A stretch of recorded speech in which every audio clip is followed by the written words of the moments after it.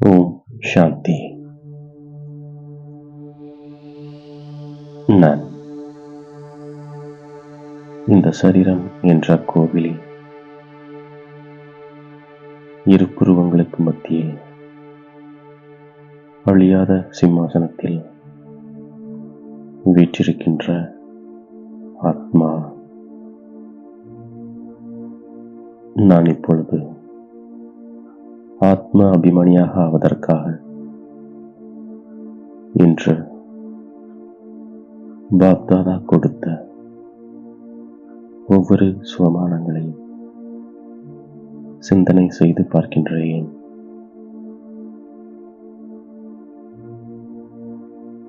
நான் மலராகி அனைவருக்கும் சுகம் கொடுக்கின்ற ஆத்மா. மலராகிய குழந்தையாகிய நான் என்னுடைய வாயிலிருந்து ரத்தினங்களை வெளிப்படுத்துகின்ற ஆத்மா. நான் எனக்குள் எந்த அசுரத்தனமான தீய குணம் என்ற முள் இருக்கிறதா என சோதனை செய்கின்ற ஆத்மா. மனம், சொல், செயலால் தண்டனை அனுபவிக்க வேண்டிய அளவு எந்த ஒரு பாவகர்மமும் செய்யவில்லைதானே என்று என்னை நான்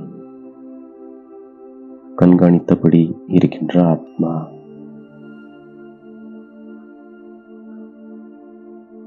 நான் தந்தை மூலமாக முள்ளிலிருந்து மலராக ஆகின்ற ஆத்மா. நான் தந்தை மூலமாக உலகின் எஜமானனாக ஆகின்ற ஆத்மா. நான் தந்தையை போன்று இரக்கமனமுடைய ஆத்மா. நான் தந்தையை போன்று அனைவருக்கும் நன்மை செய்கின்ற ஆத்மா. நான் இப்போது சங்கமத்தில் இருக்கின்ற ஆத்மா. நான் என்னுடைய புத்தியில் முழுமையான ஞானத்தை வைத்திருக்கின்ற ஆத்மா. நான் நண்பர்கள், உறவினர்களுடன் உறவையும் பராமரிக்கின்ற ஆத்மா. நான் தெய்வீக குணங்களை கொண்டிருக்கின்ற ஆத்மா. நான் தந்தை மூலமாக மனிதரிலிருந்து தேவதையாக ஆகின்ற ஆத்மா. நான் தெய்வீக குணங்களால் நிறைந்திருக்கிறேனா என்று சோதனை செய்கின்ற ஆத்மா. நான் முட்களை மலர்களாக்கக்கூடிய சேவை செய்கின்ற ஆத்மா. நான் மலர் நிறைந்த தோட்டத்தின் வேலைக்காரனாக இருக்கின்ற ஆத்மா. நான் தந்தையை போன்று சுயநலமற்று இருக்கின்ற ஆத்மா. நான் பரோபகாரியாக இருக்கின்ற ஆத்மா. நான் இப்போது சொர்க்கத்திற்கு செல்வதற்கான ஏற்பாடை செய்து கொண்டிருக்கின்ற ஆத்மா. நான் எப்போதும் மலராக ஆவதற்கான முயற்சி செய்து கொண்டிருக்கின்ற ஆத்மா.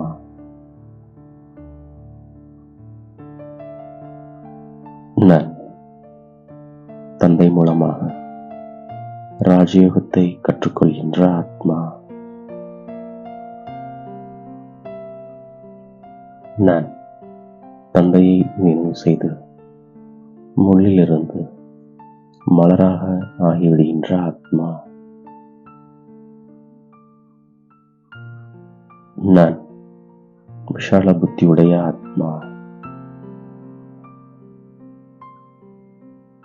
நான் எனக்கு நானே நன்மை செய்து கொள்கின்ற ஆத்மா.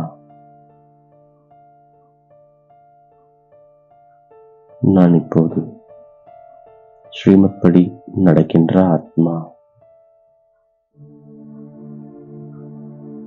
நான் மிகவும் முதல் தரமான மலராக ஆகின்ற ஆத்மா. நான் மிகவும் இனிமையான நடத்தையை கொண்டிருக்கின்ற ஆத்மா. நான் கோபமிக்கவரிடம் மிகவும் பணிவுடன் நடந்து கொள்கின்ற ஆத்மா. நான் ஸ்ரீமத் படி நடந்து தூய்மையடைந்து தூய்மையான உலகமாகிய சொர்க்கத்தின் எஜமானனாக ஆகின்ற ஆத்மா. நான் சாதுரியத்துடன் தூய்மையாயிருப்பதற்கான முயற்சி செய்கின்ற ஆத்மா.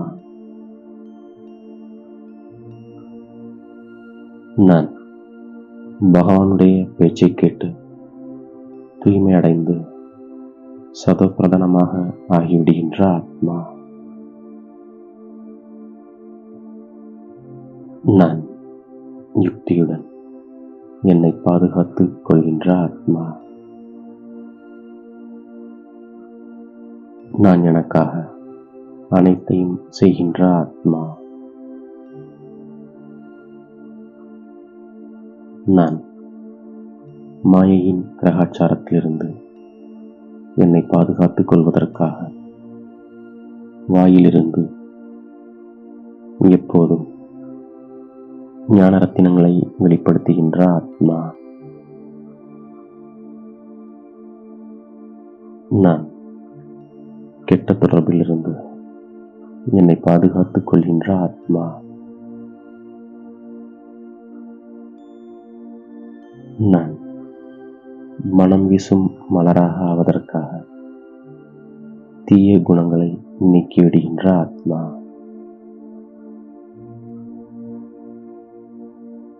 நான் ஸ்ரீமத் படி மிக மிக பணிவானவனாக ஆகின்ற ஆத்மா. நான் மிகப்பெரிய எதிரியான காம விகாரத்திடம் வெற்றி அடைகின்ற ஆத்மா. நான் சக்திகளை அதிசயம் என்பதற்கு பதிலாக செயல் என புரிந்து பிரயோகம் செய்து பூஜைக்கும் புகழுக்கும் உரியவனாக ஆகின்ற ஆத்மா. நான் நினைவின் மூலமாக கிடைக்கின்ற சக்திகளை காரியத்தில் ஈடுபடுத்துகின்ற ஆத்மா. நான் எண்ணத்தின் சக்தி மூலம் ஸ்ரீமத் படி நடந்து புகழுக்குரியவனாக ஆகின்ற ஆத்மா. நான் எந்த ஒரு இன்னலிலும் மனமுடைந்து போகாமல் பரந்த உள்ளமுடையவனாக இருக்கின்ற ஆத்மா.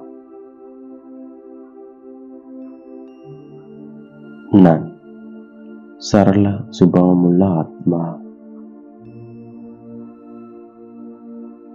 நான் ஆத்ம நிலையில் நிலை பெற்று அதீந்திரிய சுகத்தில் திளைத்து மலர்ந்த முகத்தோடு இருக்கின்ற ஆத்மா.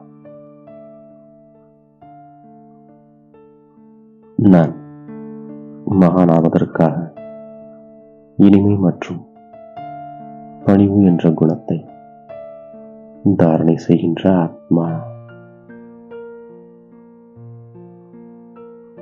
இவ்வாறாக பாப் தாதா கொடுத்த ஒவ்வொரு சுமானங்களை புத்தி என்ற பையில் சேமித்துக் கொண்டு அதை நாள் முழுவதும் ஒவ்வொரு காரியத்திற்கேற்ப பயன்படுத்தி வெற்றி மூர்த்தியாக ஆகின்றேன். மேலும் தாயும் தந்தையும் ஆகிய பாப் தாதாவிற்கு என்னுடைய கோடான கோடி நன்றியை மனதார சமர்ப்பிக்கின்றேன். ஓம் சாந்தி.